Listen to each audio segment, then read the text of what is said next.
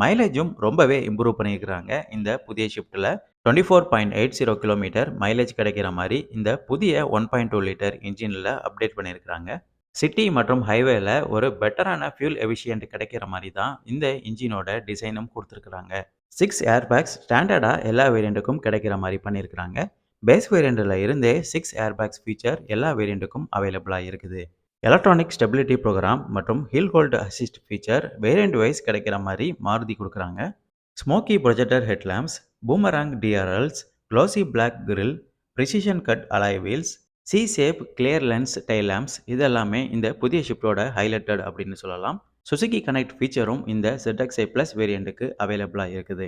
Fully touch smart play bro plus infotainment system, wireless charging feature, cruise control, rear AC went, multi information display இது எல்லாமே இந்த ZXi plus வேரியண்ட்டில் அவைலபிளாக இருக்கிற மாதிரி கொடுத்துருக்குறாங்க.